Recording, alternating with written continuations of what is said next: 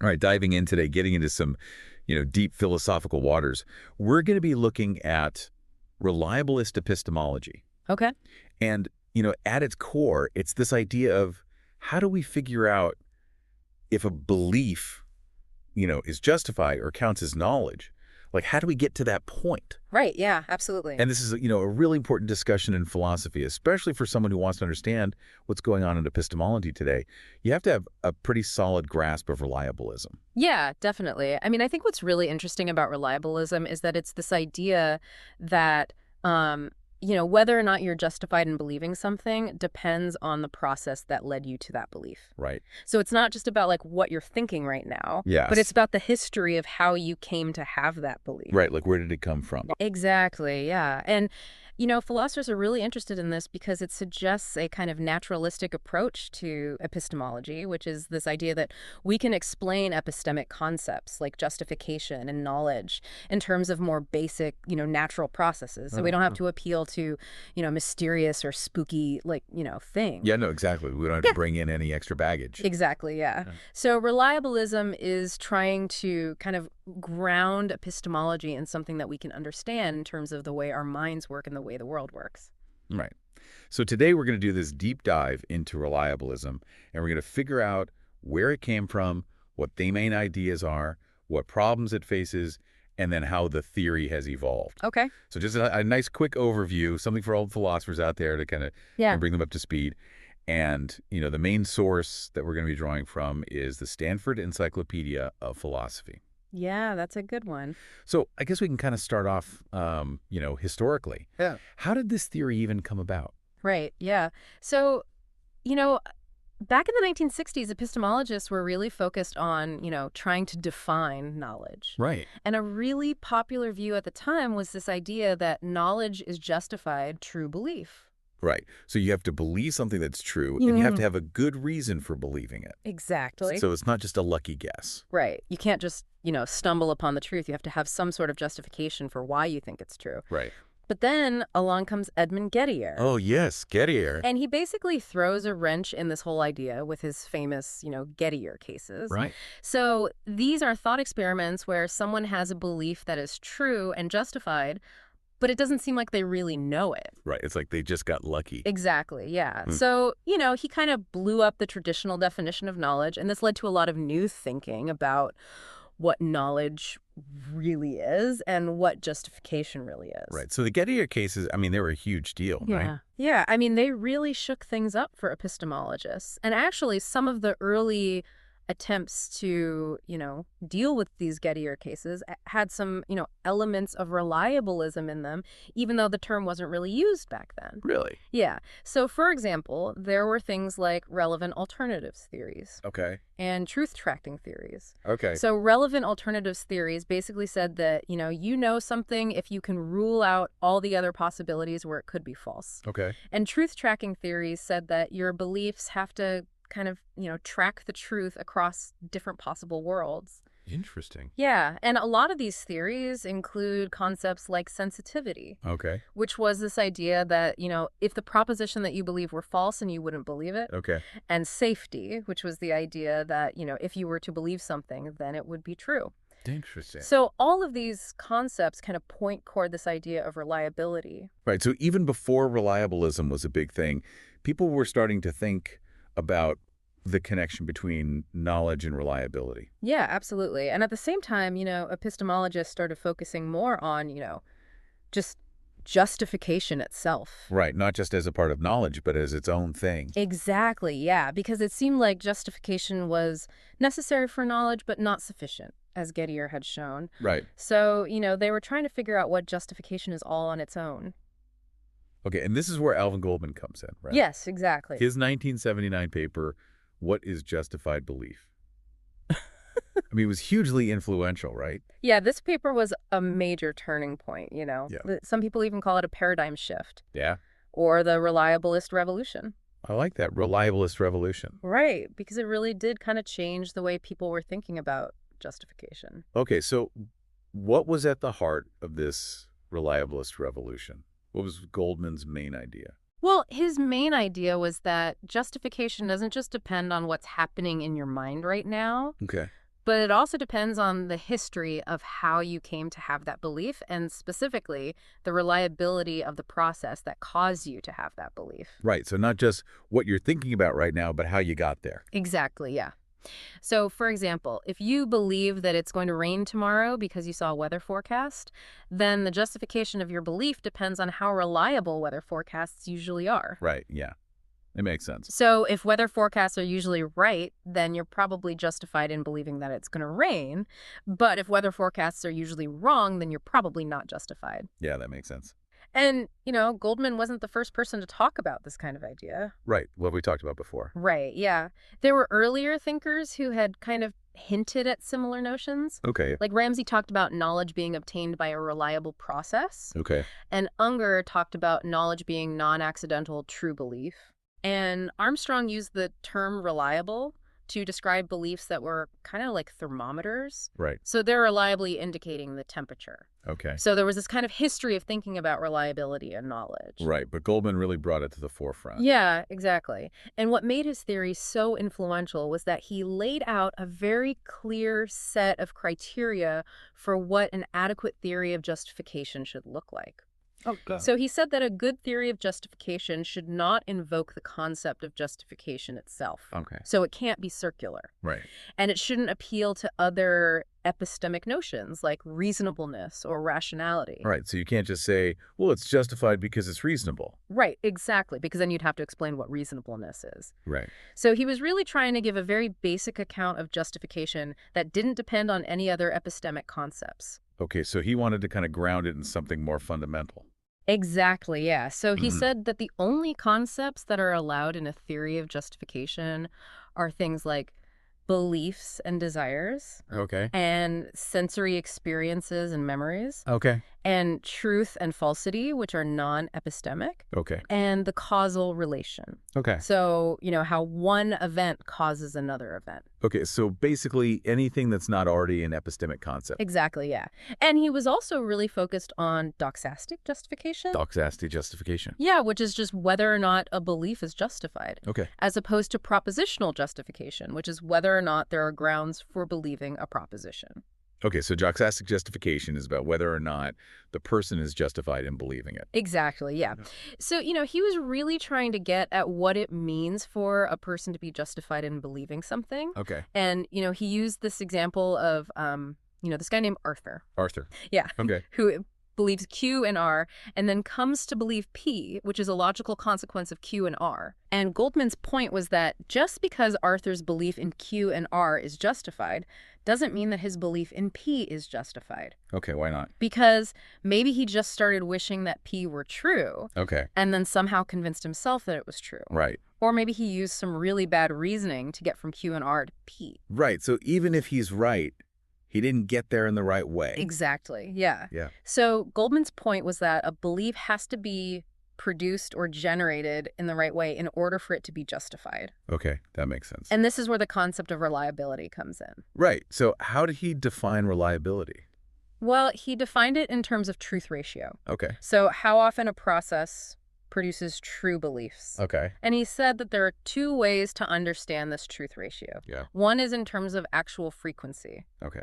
So how often the process actually produces true beliefs in the real world. Okay. And the other is in terms of propensity, which is how likely the process is to produce true beliefs in general, even in possible worlds that are different from the actual world. Okay, so it's not just about what happens in this world, but what would happen in other possible worlds. Exactly, yeah. And he acknowledged that the exact truth ratio that's required for justification is kind of vague, Right. because the concept of justification itself is kind of vague. Right, it's not like there's a precise number. Right, yeah. But he said that it has to be significantly greater than chance. Okay, so it can't just be a coin flip. Right, yeah. It has to be a process that's more likely to produce true beliefs than false beliefs. Okay. And he also emphasized that process reliabilism is a historical theory. Okay, what does that mean? Well, it means that the justification of a belief can depend on the justification of other beliefs that were formed earlier. So, for example, if you believe that it's going to rain tomorrow because you saw a weather forecast, then the justification of your belief also depends on the justification of the beliefs that led you to believe that weather forecasts are reliable. Yep. So maybe you believe that weather forecasts are reliable because you've seen them be right in the past. Right. Or maybe you believe it because you trust the meteorologists who make the forecasts. Right. But whatever the reason, the justification of your belief about the rain tomorrow ultimately depends on the justification of these earlier beliefs. Okay, so it's kind of a chain of justification. Exactly, yeah. And this is different from other theories of justification that are more focused on the current time slice. Okay, so theories that are just focused on what you're thinking about right now. Exactly, yeah. So, process reliabilism is this idea that justification has a history Right. and that the justification of a belief can depend on the justification of other beliefs that were formed earlier. Okay, so he formalized all these ideas with some principles, right? Right, yeah. So he has one principle for beliefs that aren't based on other beliefs, Okay. which is basically that if a belief is produced by a reliable process, then it's justified. Okay. And then he has another principle for beliefs that are based on other beliefs, which is more complicated. Okay. But the basic idea is that if a belief is produced by a conditionally reliable process and the beliefs that it's based on are justified, then the new belief is also justified. Okay, so you have to have those two conditions met. Exactly, yeah. So, the process itself has to be reliable. Right. And the beliefs that you're starting with have to Yeah. be justified. Exactly, yeah. Okay. And you said that these principles really align with our intuitions, right? Right, yeah, I think so. So, we typically think that if we see something clearly, we're justified in believing that we saw it. Right. Or if we deduce something from premises that we know to be true, we're justified in believing the conclusion. Right. And those are both cases where the beliefs are produced by reliable processes. Mhm. And we also think that beliefs that are produced by unreliable processes, like wishful thinking or hasty generalization, are not justified. Right. Yeah. It just makes sense. Right. And it's not just that we think these beliefs are justified or not justified. Right. We also have intuitions about how justified they are. Okay. So, for example, we might think that a belief that's based on eyewitness testimony is more justified than a belief that's based on hearsay. Right. And that's because eyewitness testimony is generally more reliable than hearsay. Okay, so our intuitions about how justified a belief is kind of track the reliability of the process that produced it. Exactly, yeah. So, this is all kind of suggestive that reliabilism is on the right track. Right. Okay, so let's get into the challenges. Okay. Because as with any good philosophical theory, there are some challenges. Yeah, definitely. I mean, there are a lot of challenges to reliabilism. Right. But there are a few that are, kind of the most famous ones. Okay, so let's start with the clairvoyance problem. Okay. So this was an objection raised by Lawrence Bonjour. Okay. And the basic idea is that you can imagine someone who has this perfectly reliable clairvoyant ability. Okay. So they can just, see things that are happening far away or in the future or whatever. Okay. But they have no evidence that they have this ability. Okay. So they just suddenly have these beliefs pop into their head, and they're No. always true, but they have no reason to think that they're true. Right, so they're just kind of coming out of nowhere. Exactly, yeah. And Bonjour's point was that these beliefs don't seem justified, Okay. even though they're produced by a reliable process. Right, because the person has no reason to trust the process. Exactly, yeah. So this is a problem for reliabilism because it seems to imply that a belief can be justified, even if the person who has the belief has no reason to think that it's true. Right, so it kind of goes against our intuitions about justification. Exactly, yeah. Okay, so how do reliabilists respond to this problem? Well, there are a few different ways. One way is to say that, justification is relative to the person's evidence. Okay. So even though the clairvoyance beliefs are produced by a reliable process, they're not justified because the clairvoyant has no evidence that the process is reliable. Okay.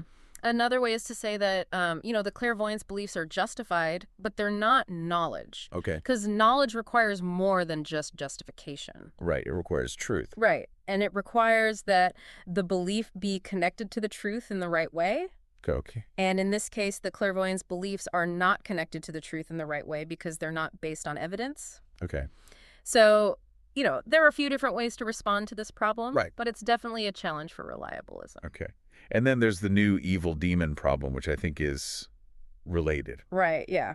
So But- this is a more extreme version of the clairvoyance problem. Okay. So imagine that you're living in a world that's controlled by an evil demon. An evil demon. Yeah. Okay.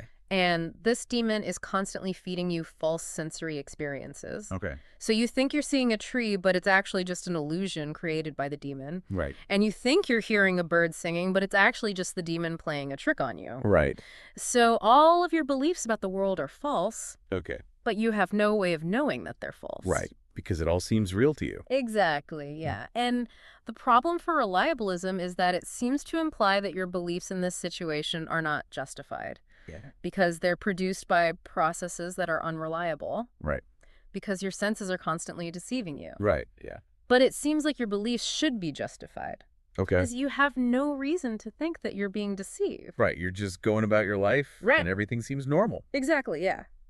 So this is a problem for reliabilism because it seems to imply that a belief can be unjustified even if the person who has the belief has no reason to think that it's false. Right. So it's kind of the flip side of the clairvoyance problem. Exactly, yeah. Okay. So how do reliabilists respond to this problem? Well, there are a few different ways. One way is to say that, the person in the demon world actually does have some evidence that they're being deceived. Right. So, for example, they might notice that some of their beliefs are inconsistent with each other. Yeah. Or they might notice that their beliefs are not leading to successful actions. Right. So, they might try to walk through a door, but they run into a wall instead. Right. And if they're paying attention, they might start to suspect that something is wrong. Okay. Another way to respond is to say that, justification is relative to the person's environment. Okay. So in the demon world, the person's beliefs are not justified because their environment is not conducive to reliable belief formation. Okay. But in the real world, our beliefs are justified because our environment is generally conducive to reliable belief formation. So, there are a few different ways to respond to this problem. Right. But it's definitely a challenge for reliabilism. Okay, so the last big challenge you mentioned is the generality problem. Right, yeah. So this problem has to do with how we describe the processes that produce beliefs. Okay. So, if I see a tree, I can describe the process that produced my belief as seeing. Right. Or I can describe it as visual perception. Okay. Or I can describe it as the process of light reflecting off the tree and entering my eyes, and then my brain processing that information and forming a belief. Right. And all of these descriptions are accurate, Okay. but there are different levels of generality. Right. And the problem is that the reliability of a process can depend on how it's described. Okay, I see. So if you describe it in a really general way, it might seem reliable. Right, yeah. So for example, the process of seeing is generally reliable. Right. But if you describe it in a more specific way, it might not be as reliable. So, for example, the process of seeing a tree in the fog is not as reliable as the process of seeing a tree on a clear day. Right, because the fog could obscure your vision. Exactly, yeah. So the problem for reliabilism is that it doesn't tell us which level of generality we should use when we're describing processes. Right, so how do we decide which description to use? Well, that's the problem. Okay. And if we don't know which description to use, then we don't know how to assess the reliability of the process. Right, and then we don't know whether or not the belief is justified. Exactly, yeah. So this is a really tricky problem for reliabilism. Okay, so how do reliabilists respond to this problem? Well, there are a few different ways. One way is to say that we should just use the most natural description of the process. Okay. So if I see a tree, the most natural description of the process is probably just seeing. Okay. And if I see a tree in the fog, the most natural description is probably seeing a tree in the fog. Okay, so we just go with what seems most obvious. Exactly, yeah. Another way to respond is to say that we should use the description that's most relevant to the epistemic situation. Okay, so what does that mean? Well, it means that we should use the description that captures the features of the process that are most likely to affect its reliability. Okay, so if I'm trying to decide whether or not I'm justified in believing that I saw a tree, then I should use a description that takes into account the lighting conditions, the distance to the tree, and anything else that could affect my ability to see it accurately. Exactly, yeah. And another way to respond is to say that we should just bite the bullet and say that there's no single correct way to describe a process. Okay. And that the reliability of a process can vary depending on how it's described. Okay, so it's just kind of indeterminate. Exactly, yeah. And that's not necessarily a bad thing. Okay, so we just have to accept that there's some vagueness. Exactly. All right, so those are the big three challenges to reliabilism.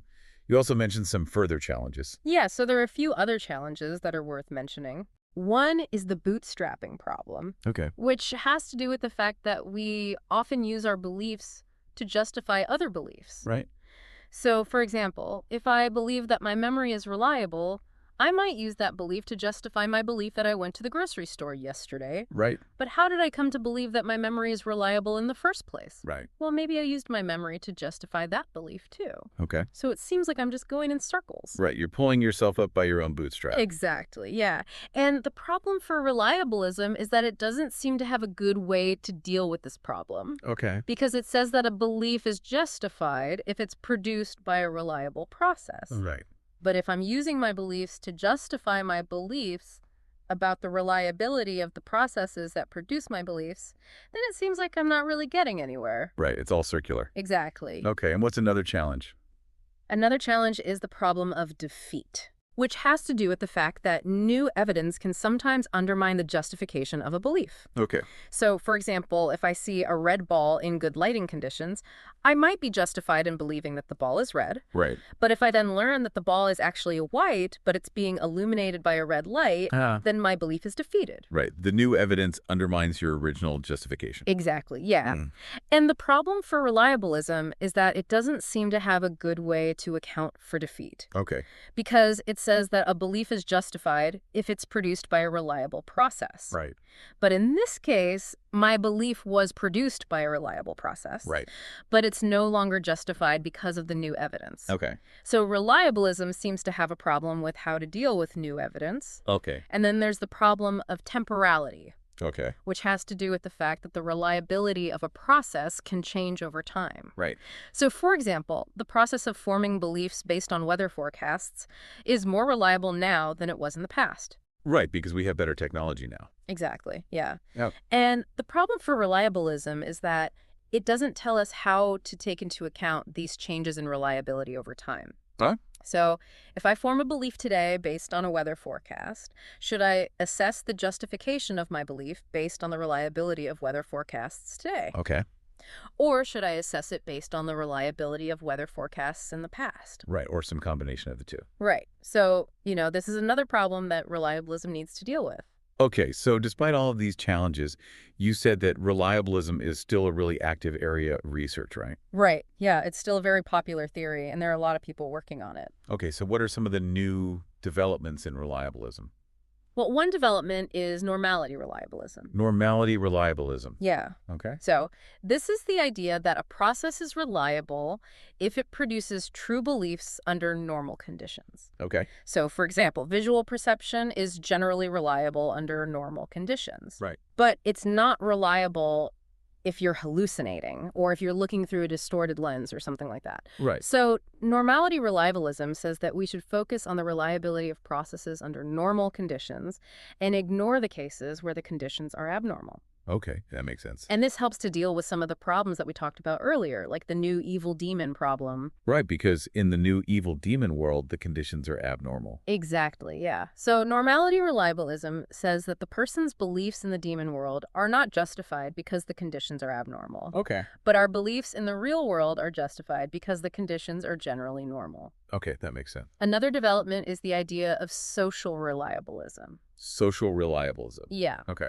So this is the idea that the justification of a belief can depend on the reliability of social processes. Okay. So, for example, if I believe something because I read it in a textbook, then the justification of my belief depends on the reliability of the process of textbook writing and publishing. Right. Or if I believe something because an expert told me, then the justification of my belief depends on the reliability of the expert's testimony. Okay. So social reliabilism says that we need to take into account these social factors when we're assessing the justification of beliefs. Okay, that makes sense. And then there's the idea of reliabilism about degrees of belief. Okay. So this is the idea that we can apply the concept of reliability to our credences, which are our degrees of confidence in our beliefs. Okay. So for example, if I'm 90% confident that it's going to rain tomorrow, then my credence in the proposition "it will rain tomorrow" is 0.9. Okay. And reliabilism about degrees of belief says that a credence is justified if it's produced by a reliable process. Okay. So, for example, if I form my credence in the proposition, it will rain tomorrow by looking at a weather forecast, then the justification of my credence depends on the reliability of weather forecasts. Okay. So, reliabilism about degrees of belief is basically just an extension of traditional reliabilism to the case of credences. Okay, so it's like applying the same principles to a different kind of belief. Exactly, yeah. Okay, and you said there are also some cousins and spin-offs of reliabilism. Right, yeah. So, one important cousin is virtue reliabilism. Virtue reliabilism. Yeah. Okay. So, this is the idea that justification depends on the possession of intellectual virtues. Okay. So, intellectual virtues are things like open-mindedness, intellectual honesty, and carefulness. Okay. And virtue reliabilists say that a belief is justified if it's produced by the exercise of an intellectual virtue. Okay, so it's not just about the process itself, but about the person's character. Exactly, yeah. Wow. So, for example, if I form a belief by carefully considering all of the evidence, then my belief is justified because I've exercised the intellectual virtue of carefulness. Expert speaker.